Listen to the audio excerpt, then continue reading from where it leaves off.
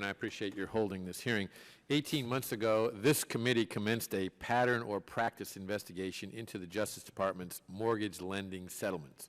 We found that the Department of Justice is systematically subverting Congress's spending power by requiring settling parties to donate money to activist groups. In just the last 2 years, the Department of Justice has directed nearly $1 billion to third parties entirely outside of Congress's spending and oversight authority. Of that, over $500 million has already been dispersed or is committed to being dispersed. In some cases, these mandatory donation provisions reinstate funding Congress specifically cut. Whether the beneficiaries of these donations are worthy entities or not is entirely beside the point.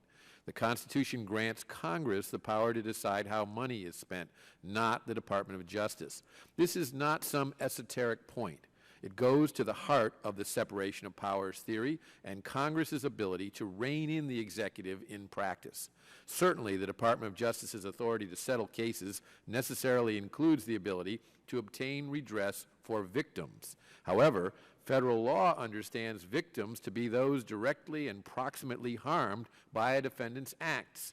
Once those victims have been compensated, deciding what to do with additional funds extracted from defendants becomes a policy question properly decided by elected representatives in Congress, not agency bureaucrats or prosecutors.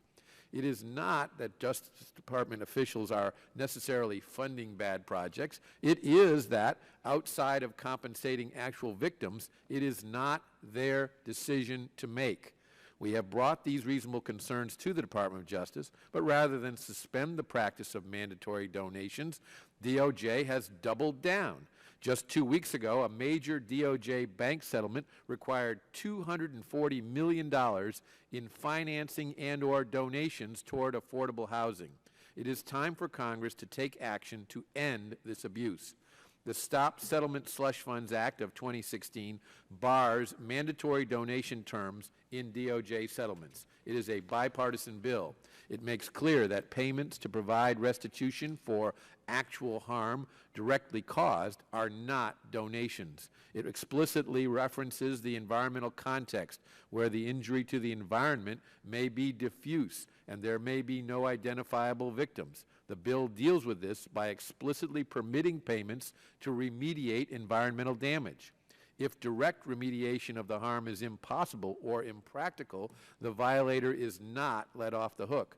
The full penalty is paid, but into the Treasury. The principle is clear, but the details need to be studied. I am pleased that we have an expert panel today to offer views. I am particularly interested to hear their thoughts on the scope of the bill. It covers civil settlements. Is that sufficient? What about the language permitting remediation of harm directly and proximately caused? Does this impose a sufficiently tight nexus between the payment and the offense to prevent further DOJ mischief? So I'm eager to hear from our witnesses, and I thank them for coming.